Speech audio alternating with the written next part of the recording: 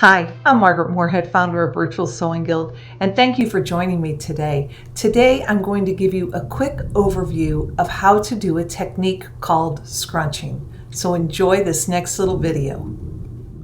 This is my piece of fabric that we're going to be working with. And all I did was I went to the sink, I got it completely wet, and I bunched it up like this, and I got all the excess water out of it.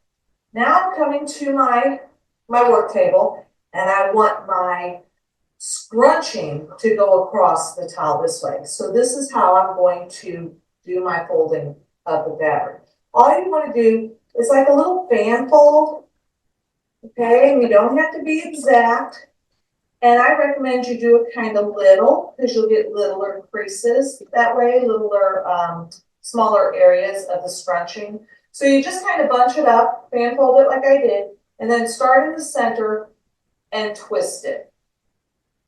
Okay, now when you're doing this, you do want this to be a natural fiber. So mine is 100% cotton. I've done these a lot with silk also, and that works really nice, but the polyester isn't going to work quite as well. So I'm just going to keep twisting. This is kind of like when you have your beach towels and you were trying to wring them out. And can you see it starting to want to twist over itself? And that's what you want it to do, is twist over itself. Then take a rubber band and put the raw edges together in a rubber band. Now you can see these want to twist. So go ahead and just continue to twist them. Put at least one other rubber band on here. If you want, you could go ahead and put another one in the middle. Now, once you have that all scrunched up and your rubber bands are on, you're going to put that in the dryer and let it dry. You could put it in a pillowcase so it would not be bouncing off the drum of the dryer, so the finish wouldn't wear off as easily. And this is especially helpful if you're using a silk. Anyway, put it in the dryer and let it dry. Once you think it's time, it might be dry, check it. And if it feels dry on the outside, kind of poke your finger on the inside and see if it feels dry. If it doesn't feel dry, put it in the dryer some more. If it does feel dry, take it out and remove those rubber bands. Now, when you remove those rubber bands and you start to stretch out that fabric and see those beautiful crinkles, if it feels wet, you need to stop at this point and let it air dry. Let it air dry. It might be overnight, it might be just a few hours. And once it's completely dry, then you're ready for the next step, which is to fuse it to a fusible interfacing. And the reason we do that is because we want those wrinkles to stay in there forever. We want that texture on our project. Now, as you watch the following video, you're going to notice that I talk about specific sizes, and that's because I'm working on a specific project. But since this is a general overview and not a project, you don't have to worry about the sizes that I'm talking about. You're going to work on your own project and make your scrunching the size that you need. So let's see how we're going to fuse this to the fusible interfacing. Is open this out until it's 12 inches. Okay, and that is the width of my cut piece here. So I can just go ahead and get it started, put a few pins in here. Okay. Now, if you look at this and you think, oh, that's just too crinkly, that's fine.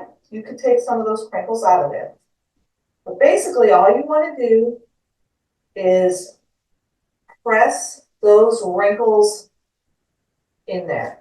So just like I said, follow your manufacturer's instructions and press everything in place, or press the wrinkles in place, and go ahead and adhere your fusible batting on the, or your fusible interfacing on the back. Now, the reason we have to have the fusible interfacing is because if we didn't fuse them to something, these wrinkles would come out. But now they're all fused in place, and we're ready to go ahead and go to our sewing machine and do some decorative stitching. I've got a piece of tearaway stabilizer under my project because you always have to stabilize your stitches. And I'm just going to begin to stitch. Now, I personally don't want to do really straight lines. I want to do a little bit of curve. And sometimes what I'll do is I'll look for one of the wrinkles and I'll just kind of follow that wrinkle for a little bit. Now, you can use any colors you want. And you can actually use any type of thread you want. Like I said, though, I've got a rayon embroidery thread in there because that's my favorite type. I'm just going to find another spot on my project. And I'm just going to stitch another row of decorative stitches. As you can see, I've been stitching and I've got lots of rows of beautiful stitching done here. So I've got my dark red, I've got a twisted or a blended thread, I've got a bright red, my twisted or blended, and I just kept stitching, making sure each of my rows had a slight curve in it. So now what I'm going to do is I'm just going to flip it to the back and begin to remove the stabilizer from in between all of my rows of stitching. Scrunching is such a fun technique. I hope you'll take the time to try it and enjoy all the wonderful projects you can do with it. From my sewing machine to yours, happy creating!